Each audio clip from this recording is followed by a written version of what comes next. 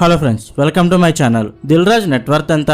నిజంగానే దిల్ రాజు శంకర్ వల్ల పూర్తిగా నష్టాల్లో కూరుకుపోయాడా? తన మొదటి భార్య ఎందుకు మరణించింది? తనకన్నా 18 ఏళ్ల చిన్నమ్మాయిని రెండో పెళ్లి చేసుకోవడం గల కారణాలేంటి? దిల్ రాజు మలయాళం హీరోయిన్లకే ఎందుకు ఎక్కువగా సపోర్ట్ చేస్తాడు? దిల్ రాజు ఎవరెవరితో అఫైర్స్ నడిపాడు అనే నమ్మలేని నిజాల్ని ఈ వీడియోలో మనం తెలుసుకునే ప్రయత్నం చేద్దాం. ఫ్రెండ్స్, ఈ వీడియో చాలా ఇంట్రెస్టింగ్ గా ఉండబోతుంది. ఈ వీడియోకి లైక్ కొట్టి స్కిప్ చేయకుండా ఎండింగ్ వరకు చూడండి. వెలమాకొచ్చ వెంకటరమణారెడ్డి అలియాస్ దిల్ రాజు. ఇతను 1970 డిసెంబర్ 18న తెలంగాణలోని నర్సింగపల్లిలో ఒక రైతు కుటుంబంలో జన్మించాడు. తండ్రి శ్యామ్ సుందర్ రెడ్డి, తల్లి ప్రమీలమ్మ.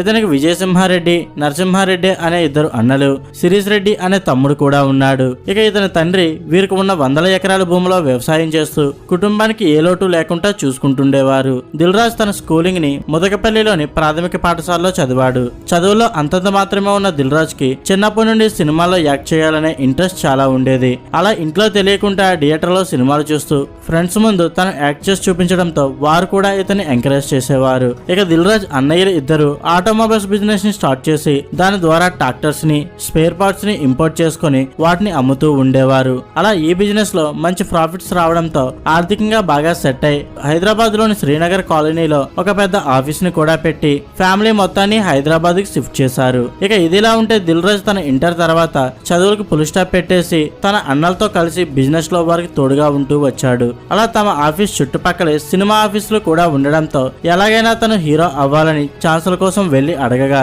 యాక్టింగ్ లో అంతంత మాత్రమే ఉన్న దిల్ రాజుని ఎవరూ సెలెక్ట్ చేసేవారు కాదు. కానీ సినిమా ఫీల్డ్ లో ఎలాగైనా తన సత్తా చాటుకోవాలని హీరో అనే కాకుండా ప్రొడ్యూసర్, డైరెక్టర్ అని ఏదో ఒక ఫీల్డ్ లో తను ఉండాలనుకున్నాడు. అలా ఈ క్రమంలోనే తమ బంధువుల్లో ఒకరైన మహేందర్ రెడ్డి అప్పటికే డిస్ట్రిబ్యూటర్ గా కొన్ని మూవీస్ చేసి ఆర్థికంగా బలపడి ఉండడం చూసిన దిల్ రాజు అతని సహాయంతో డిస్ట్రిబ్యూషన్ లోకి దిగాలనుకున్నాడు. ఇకలా అతనికి అప్పటికే వయసు అవడంతో నిజామాబాద్ డిస్ట్రిబ్యూషన్ బాధ్యతల్ని మహేందర్ రెడ్డి తన కొడుకుతో పాటు దిల్ రాజు కూడా అప్పగించడం జరిగింది. కానీ దిల్ రాజు ఇంట్లో మాత్రం మనకి తెలియని పనిలో వేలు పెట్టొద్దని, కష్టాలు వస్తాయని ఎంత నచ్చ చెప్పినా అతను వినేవాడు కాదు. ఇక ఈ క్రమంలోనే దిల్ రాజు తమ బంధువుల పెళ్లికి వెళ్ళినప్పుడు అక్కడ అనిత అనే అమ్మాయిని చూడడం, వీరిద్దరికి మొదటి చూపులోనే ప్రేమ కలగడంతో 1 సంవత్సరం వరకు ప్రేమలో ఉండి ఆ తర్వాత పెళ్లి చేసుకోవాలి అనుకున్నారు. అలా ఇరు కుటుంబ సభ్యులకి తమ ప్రేమ గురించి చెప్పగా వారు ఒప్పుకొని 1991లో వీరిద్దరికి గ్రాండ్ గా పెళ్లి చేయగా వీరి అన్యోన్య సంసారానికి గుర్తుగా హన్సిత అనే అమ్మాయి జన్మించింది.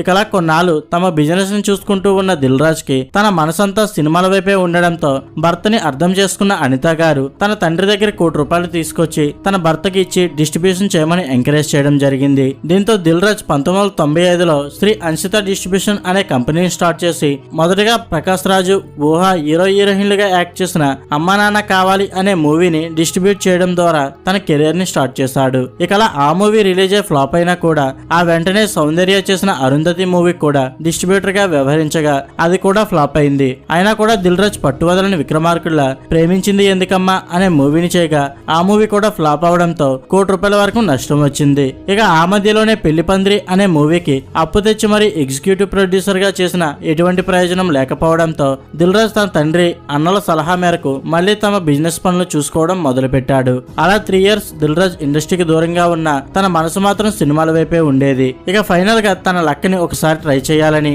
ఈసారి ఫెయిల్ అయితే తను ఎప్పటికీ వెళ్ళనని ఇంట్లో వారి అందరికీ నచ్చ చెప్పడంతో తన ఫ్యామిలీకి కూడా వేరే దారి లేక అతనికి సపోర్ట్ చేయడం మొదలు పెట్టారు. అలా ఈసారి శ్రీ హన్సిత డిస్ట్రిబ్యూషన్ గా ఉన్న పేరుని కాస్త శ్రీ వెంకటేశ్వర ఫిలిం డిస్ట్రిబ్యూషన్ గా మార్చి మొదటి తమిళ మూవీ అయిన ఒకే ఒక్కడు మూవీ తెలుగులో డిస్ట్రిబ్యూట్ చేసి నైజాంలో రిలీజ్ చేయగా ఆ మూవీ హిట్ అయి మంచి ప్రాఫిట్స్ ని తీసుకురావడంతో వెంటనే నువ్వొస్తావని, అమృత, నిన్నే ప్రేమిస్తా అనే మూవీస్ కూడా డిస్ట్రిబ్యూషన్ చేసి అవి కూడా హిట్ అవడంతో ఆ తర్వాత 25 సినిమాల వరకు డిస్ట్రిబ్యూటర్ గా వ్యవహరించాడు. ఇక ఇదిలా ఉంటే దిల్ రాజుని ఇంట్లో వారంతా రాజు అని షార్ట్ కట్ లో పిలవగా డిస్ట్రిబ్యూషన్ వల్ల ఇతన్ని అందరూ నైజాం రాజు అని పిలవడం మొదలు పెట్టారు. అలా ఆది మూవీ డిస్ట్రిబ్యూటర్ రైట్స్ ని కొనుక్కునేందుకు ప్రొడ్యూసర్ బెల్లంకొండ సురేష్ ఆఫీస్ కి వెళ్ళగా అక్కడే వివి వినాయక్ ని కలవడం, మాటలో ఫోన్ నెంబర్స్ ని ఎక్స్చేంజ్ చేసుకుని తరచూ కలుస్తుండేవారు. ఇక ఈ క్రమంలోనే వివి వినాయక్ తన దగ్గర మూవీ స్టోరీ ఉందని దిల్ రాజుకి చెప్పగా ఆ స్టోరీ దిల్ రాజుకి బాగా నచ్చి తనే ప్రొడ్యూస్ చేయాలి అనుకున్నాడు. ఇక అలా ఇతని ఫ్యామిలీ వారు ఎంత వద్దని చెప్పినా వారి మాటలు వినకుండా కథ మీద ఉన్న నమ్మకంతో ₹2.5 కోట్లు అప్పు చేసి నితిన్ ని హీరోగా పెట్టుకుని దిల్ అనే మూవీని స్టార్ట్ చేయగా ఆ మూవీ 2003లో రిలీజ్ అయి 11 కోట్లను కలెక్ట్ చేసి సూపర్ డూపర్ హిట్ అయింది. దీంతో నైజాం రాజు కాస్త దిల్ రాజుగా మారాడు. ఇక దిల్ మూవీ షూటింగ్ టైంలో అసిస్టెంట్ డైరెక్టర్ గా చేస్తున్న సుకుమార్ దిల్ రాజును కలిసి తన దగ్గర ఉన్న ఆర్య స్టోరీని చెప్పగా ఆ స్టోరీ తనకి బాగా నచ్చి దిల్ మూవీ హిట్ అయితే నెక్స్ట్ మూవీ నీతోనే చేస్తాను అని ప్రామిస్ చేశాడు. అలా అతను చెప్పినట్లే దిల్ మూవీ హిట్ అవడంతో నెక్స్ట్ మూవీ అల్లు అర్జున్ తో ఆర్య మూవీని 4 కోట్ల బడ్జెట్ తో స్టార్ట్ చేయగా ఆ మూవీ కూడా రిలీజ్ అయ్యి సూపర్ డూపర్ హిట్ అవడంతో పాటు 32 కోట్లను కలెక్ట్ చేసి దిల్ రాజ్ కి ఇండస్ట్రీలో స్టార్ ప్రొడ్యూసర్ గా గుర్తింపు తీసుకొచ్చింది. ఇక ఈ సక్సెస్ తో దిల్ రాజ్ వెనక్కి తిరిగి చూడాల్సిన అవసరం రాలేదు. అలా భద్ర, బొమ్మరిల్లు, మున్నా, పరుగు, కొత్త బంగారు లోకం, బృందావనం అని 50 సినిమాలకి ప్రొడ్యూసర్ గా చేస్తూ టాలీవుడ్ లో టాప్ 3 ప్రొడ్యూసర్ లో దిల్ రాజ్ కూడా ఒకరిగా ఉంటూ ఇప్పుడు 40 థియేటర్లకు ఓనర్ గా కూడా ఉన్నాడనే చెప్పొచ్చు. ఇదిలా ఉంటే దిల్ రాజ్ తెలుగు అమ్మాయిలకి సపోర్ట్ చేయకుండా బయట అమ్మాయిలకి ఎక్కువగా ప్రయారిటీ ఇస్తాడనే టాక్ కూడా ఇండస్ట్రీలో ఉంది. ఎందుకంటే ఇతర భాషల హీరోయిన్లు అన్నిటికీ కంఫర్టబుల్ గా ఉంటూ ప్రొడ్యూసర్, డైరెక్టర్ చెప్పినట్లు తమ పనిని తాము చేసుకుంటూ వెళ్లిపోవడంతో దిల్ రాజ్ తన మూవీస్ లో నేహా, మీరా జాస్మిన్, శ్వేతా బసు, రెజినా కసాండ్రా, శీలా, తేజస్విని అని చాలా మంది అమ్మాయిలకి సపోర్ట్ చేశాడనే చెప్పొచ్చు. ఇక దిల్ రాజ్ పేరు పరుగు హీరోయిన్ శీలా మరియు తేజస్వినితో గట్టిగా వినిపించిన అది ఛాన్సుల కోసం ప్రొడ్యూసర్, హీరోయిన్ల మధ్య ఉండే అండర్స్టాండింగే తప్ప సీరియస్ రిలేషన్ కాదనే చెప్పొచ్చు. ఇక ముఖ్యంగా సాయి పల్లవి, అనుపమ, రాశి ఖన్నాతో దిల్ రాజ్ తన కంపెనీలో అగ్రిమెంట్ చేయించుకొని తను చెప్పే మూవీస్ తప్ప వేరే మూవీస్ చేయకూడదు అనే కండిషన్ కూడా పెట్టాడని, దీంతో ఆ హీరోయిన్స్ దిల్ రాజ్ చెప్పినట్లే వింటూ అతని కంట్రోల్లోనే ఉన్నారనే చెప్పొచ్చు. అంతేకాకుండా Dil Raj 1200 YouTube channels run చేస్తూ రియల్ ఎస్టేట్, కన్స్ట్రక్షన్ బిజినెస్ లతో పాటు 40 థియేటర్లు మరియు ప్రొడక్షన్ ద్వారా ఈ రోజుకి 200 కోట్ల నెట్వర్త్ ని కలిగి ఉండి తెలుగులోనే రిచెస్ట్ ప్రొడ్యూసర్ గా ఎదిగాడనే చెప్పొచ్చు. ఇదిలా ఉంటే దిల్ రాజ్ తన కూతురు అన్షితాకి 2014లో అచ్యుత్ అనే అబ్బాయితో పెళ్లి చేయగా వీరి అన్యోన్య సంసారానికి గుర్తుగా ఒక అబ్బాయి, ఒక అమ్మాయి కూడా పుట్టారు. ఈ క్రమంలోనే దిల్ రాజ్ ఫిదా మూవీ షూటింగ్ నిమిత్తం యూఎస్ఏకి వెళ్ళగా తన భార్య అనిత గారికి ఉన్న ఒబేసిటీ కారణంగా ఉన్నట్టుండి ఆమెకి చెస్ట్ పెయిన్ రావడంతో కుటుంబ సభ్యులు హుటాహుటిగా తనని హాస్పిటల్ కి తీసుకెళ్లారు. అలా ఆమెను చెక్ చేసిన డాక్టర్లు తనకి హార్ట్ అటాక్ వచ్చిందని, ఆమె పరిస్థితి చాలా విషమంగా ఉందని చెప్పగా వారు చెప్పినట్లే అనిత గారు 2017 మార్చి 11న తన 42వ ఏట ఈ లోకాన్ని వదిలి వెళ్లిపోయారు. అలా అప్పటి నుండి ఒంటరిగా ఉన్న దిల్ రాజ్ 2018లో F2 షూటింగ్ నిమిత్తం యూఎస్ఏకి వెళ్లేటప్పుడు ఫ్లైట్ లో ఎయిర్ హోస్టెస్ గా పనిచేస్తున్న తేజస్విని అనే అమ్మాయిని ఫ్లైట్ లో వెళ్తున్నప్పుడు పెన్ అడగగా ఆమె దిల్ రాజ్ తో తెలుగులో మాట్లాడుతూ పెన్ ఇవ్వడం, అతనికి కావలసినవన్నీ సర్వ్ చేస్తుండడంతో వీరిద్దరికి అక్కడే మంచి పరిచయం ఏర్పడింది. అలా ఫ్లైట్ లో నుండి దిగే ముందు దిల్ రాజ్ తేజస్వినికి తన విజిటింగ్ కార్డు ఇచ్చి కాల్ చేయమని చెప్పి వెళ్లిపోయాడు. అలా అప్పటి నుండి తరచూ ఫోన్ కాల్స్, మెసేజెస్ చేసుకుంటూ బిజీగా ఉన్న వీరిద్దరికి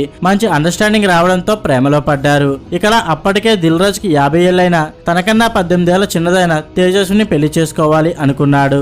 దీంతో ఈ విషయాన్ని తన కూతురికి, ఫ్యామిలీకి చెప్పగా ఫ్యామిలీ వారు కూడా ఎలాంటి అభ్యంతరం చెప్పకుండా తేజస్విని మాత్రం మొదటగా ఒప్పుకోలేదు. కానీ దిల్ రాజ్ మరియు అతని కుటుంబ సభ్యులు తేజస్విని ఎలాగోలా కన్విన్స్ చేసి ఒప్పించడంతో 2020 మే 11న దిల్ రాజ్ మరియు తేజస్విని గారు ఇరు కుటుంబ సభ్యుల సమక్షంలో ఒక గుడిలో పెళ్లి చేసుకుని ఒకటయ్యారు. అలా పెళ్లి తర్వాత తేజస్వినిగా ఉన్న తన పేరుని వైగారెడ్డిగా మార్చడం జరిగింది. ఇక వీరి అన్యోన్య సంసారానికి గుర్తుగా ఒక అబ్బాయి కూడా జన్మించాడు. అలా అప్పటి నుండి అన్ని బాగానే సాగుతున్నప్పుడే తాను ప్రొడ్యూస్ చేసిన పాగల్, 101 Jillala Andagadu, Ori Devuda, rowdy boy, thank you, Varisu, Shakuntala, family star అని movies back to back release flop అవడంతో దిల్ రాజ్ చాలా వరకు నష్టపోవాల్సి వచ్చింది. అయినా కూడా డైరెక్టర్ శంకర్ మీద ఉన్న నమ్మకంతో రామ్ చరణ్ ని హీరోగా పెట్టుకుని గేమ్ చేంజర్ మూవీని చేసి అప్పటి వరకు అయిన నష్టాన్ని భర్తీ చేయాలి అనుకున్నాడు. దీంతో తన కెరీర్ లోనే 400 కోట్ల హైయెస్ట్ బడ్జెట్ తో ప్రొడ్యూస్ చేయగా ఆ మూవీ 2025 జనవరి 10న భారీ ఎక్స్పెక్టేషన్స్ మధ్య రిలీజ్ అయిన రోజే 300 కోట్ల వరకు నష్టం వచ్చింది.